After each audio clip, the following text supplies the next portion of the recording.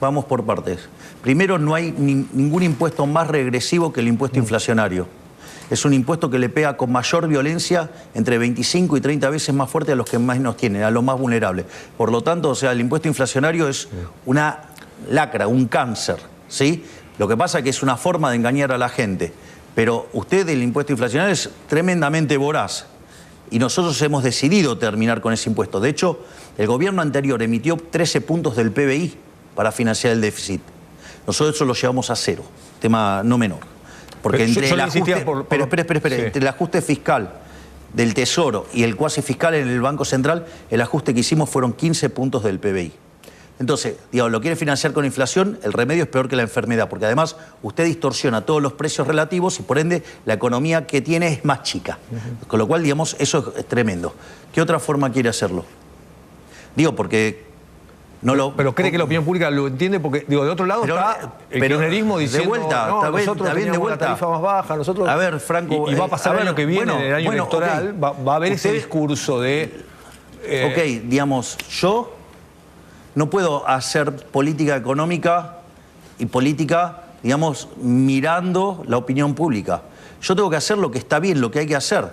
Es decir, por esa forma de mirar la opinión pública, de si las encuestas dicen o si la gente dice o lo que fuera, ¿cuál es el problema? El problema es que por hacer eso llevamos 123 o 124 años de decadencia. Argentina entró al siglo XX siendo uno de los 3 países más ricos del mundo.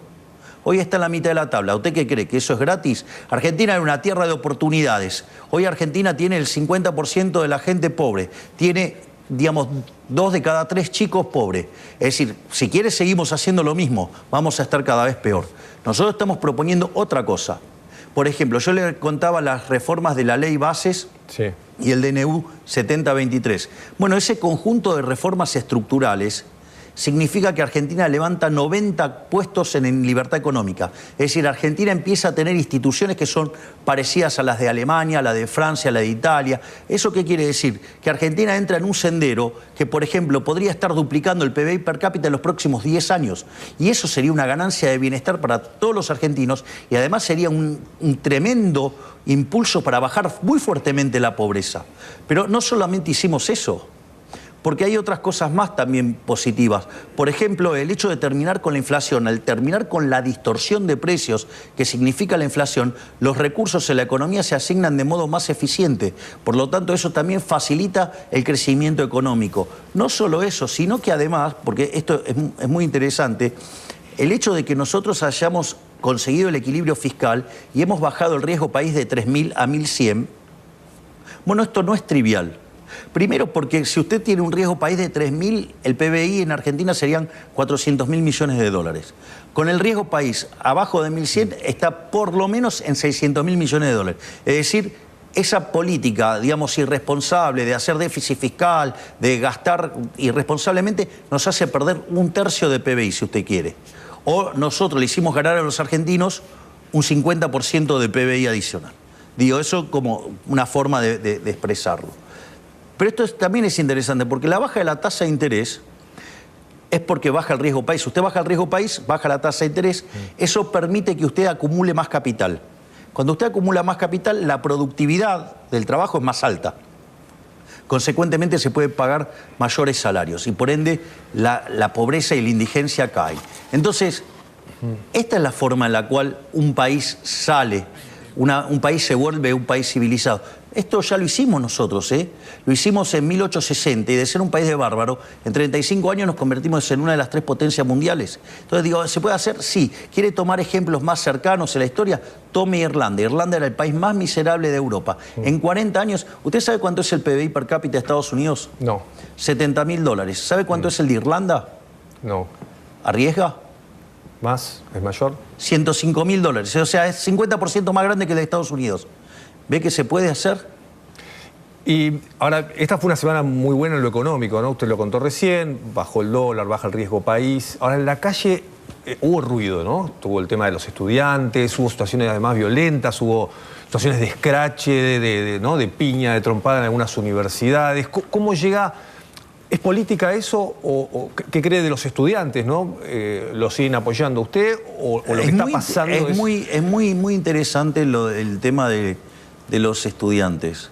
Es un tema, digamos, porque justamente las universidades es lo que se considera en Argentina una vaca sagrada.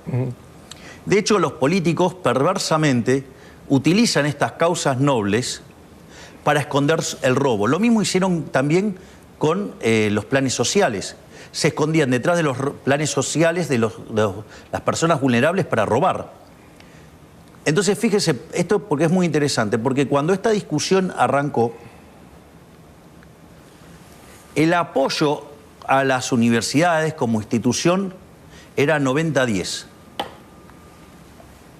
Hoy ese número es 50-40. La imagen de las universidades cayeron cerca de 30 puntos. Bueno, esto no es porque sí. Esto sucede porque la gente entendió de qué se trata esto.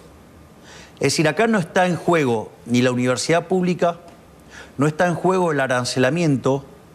Lo único que queremos hacer nosotros, básicamente, es poder auditarlas. ¿Sabe cuál es el problema de auditarlas?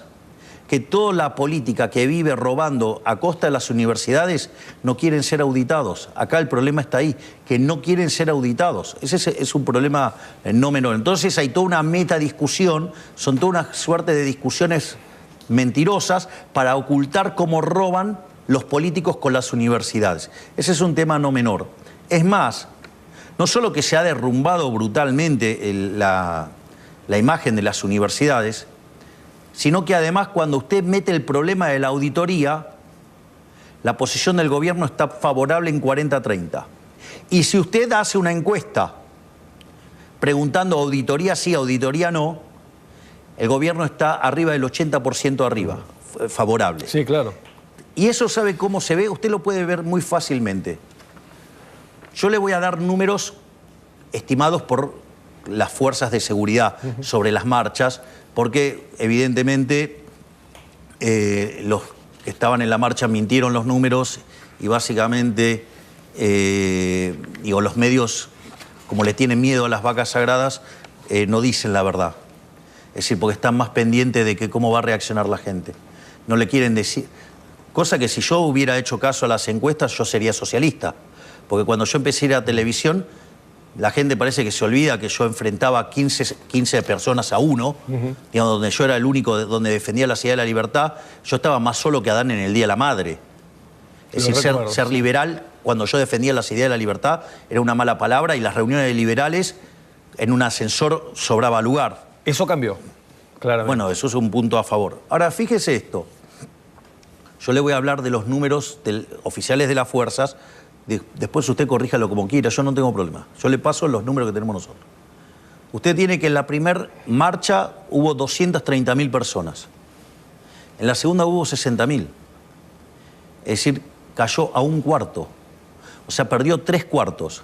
60.000, usted puede juntar 60.000 personas con todo el aparato peronista. Es decir, por ejemplo, solo con camioneros puede armar una marcha de esas características y algunos sindicatos adicionales. Si usted a eso le suma el kirchnerismo, le suma la izquierda, le suma a los radicales, es decir, usted tiene ahí todo el tren fantasma y de 230.000 cayeron a 60.000. ¿Sabe qué quiere decir eso? Que en la segunda marcha casi no había estudiantes. ¿Y sabe qué es lo que usted se da cuenta también? Que cuando fue que se votó el veto en el Congreso, hicieron una convocatoria, juntaron muy poquitos. O sea, ¿qué quiere decir esto? Que los estudiantes empezaron a darse cuenta que los estaban utilizando para defender el robo de los políticos que viven en las universidades. No solo eso, si usted se fija, es muy interesante lo que está pasando con cuando quieren hacer las tomas. Porque aquellos estudiantes que quieren ir a estudiar, que sería lo lógico, ¿no? Querer ir a estudiar, son agredidos, golpeados, ya sea por los kirchneristas, por la izquierda, por los radicales. Es decir, justamente los que están profundamente relacionados con el negocio de las universidades. Y esto es muy interesante porque aún así la gente se está rebelando. Es decir, si usted se fija, ahí las universidades está todo fragmentado. Las últimas manifestaciones que hicieron, verdaderamente, ya, digamos, era 1.500 personas, 300, por lo tanto, digamos, usted lo que ve es que eso se ha degradado y que los estudiantes tomaron conciencia que efectivamente los estaban utilizando políticamente. El debate va a volver ahora en el presupuesto cuando se discuta el presupuesto educativo del 2025. Bueno, para eso está... Y ahí el gobierno cree que... para eso está digamos, el Congreso. Mire, yo mandé una ley que es déficit cero. Usted si quiere aumentar una partida, tiene que bajar otra. Ya está, mire qué fácil. O sea, si quiere más presupuesto para educación... Que se lo saquen a otro. Que lo determinen los políticos. Mire qué fácil. Pero el déficit cero no se negocia. ¿Se sintió acompañado con el veto cuando tuvo que vetar a los jubilados y hubo 87 diputados, ahora cuando tuvo que vetar el tema del financiamiento educativo? Y obviamente, y he manifestado mi agradecimiento a todos los diputados que no son de la Libertad Avanza que acompañaron. La verdad es que estoy muy satisfecho porque son personas que han decidido poner primero los intereses de la patria por sobre, digamos, los intereses mezquinos de la política. Yo creo que la imagen más repugnante, más rastrera y miserable de la política la mostró el discurso de Miguel Pichetto. Cuando dice, Milei cree que gana con el veto, pero pierde. Es que él piensa en términos de la vieja política. Él piensa en términos populistas. Bueno, no por nada fue el jefe de la bancada del kirchnerismo en el Senado por tanto tiempo, ¿no? Es decir, él piensa en términos populistas, piensa en la toma de decisiones mirando las encuestas, es decir, tiene mucho de populista y de estadista nada. Y esto es muy importante. ¿Por qué? Porque si usted se guía de esa manera, le va a pasar... Hay un libro maravilloso que se llama Historias del Quinto Piso, muestra la caída del Plan Austral. Sí. Cómo cuando Alfonsín habilitó un aumento, claro, todos eran medio por ciento del PBI, un cuarto por ciento del PBI, todo así. Cómo terminó en un mega déficit fiscal y cómo terminó eso en una hiperinflación con 5.000% de inflación, donde tuvimos un salto en la cantidad de pobres indigentes nunca visto en la historia argentina. Entonces, evidentemente, esa es la forma que toma decisiones y piensa la vieja política. Yo no pienso en esos términos, Franco. Mira, yo lo pienso en estos términos. Si nosotros volvemos a las andadas del déficit fiscal, volvemos a niveles de riesgo país de 3.000 puntos básicos. Entonces, en lugar de tener un PBI de 600.000 millones de dólares, pasamos a tener uno de 400.000 millones de dólares. Cuando vos tomás lo que esto implicaba en términos de recursos para las universidades en dólares, ¿sabes que la cantidad de recursos te queda constante? En dólares. En dólares. Lo que es, claro, porque te vas a un PBI mucho más chico y entonces el aumento que dan hace que la cantidad de dólares que recibían la universidad fuera constante. Pero ¿cuál es la contracara de esto? La contracara de esto es que vos tenés un PBI más chico, por ende tenés un PBI per cápita más pequeño, y una de las cosas que nosotros descubrimos en este estudio que hicimos con el equipo de Federico Sturzenegger es que esa caída que vos observás, 1/3 es por menor actividad, pero 2/3 es porque te salta el tipo de cambio real. Que te salte el tipo de cambio real significa que somos mucho más pobres en dólares.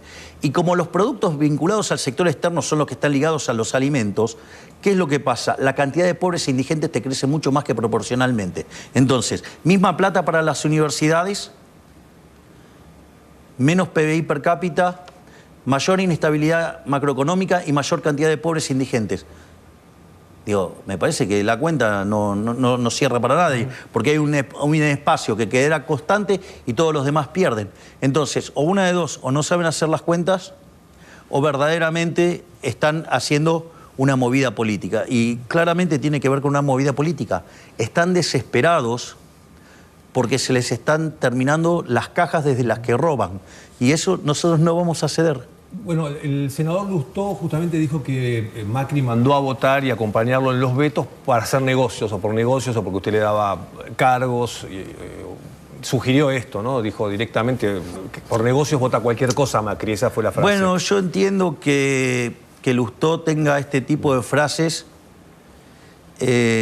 porque, claro, él piensa así. Usted recuerde que el ladrón cree a todo el mundo de su misma condición. Es más, él en sus líneas tiene al diputado Martín Tetaz, que es lo que, digamos, me desafiaba durante la campaña diciendo que cada vez que había que sacar una ley o algo, había que entregar cargos, o sea, una forma muy corrupta de hacer política, sugería el diputado Tetaz. Entonces no tengo dudas que el ladrón cree a todos de su misma condición y Lustó crea que digamos, todos hacen políticas como el espacio de él, por cargos, acomodos y demás.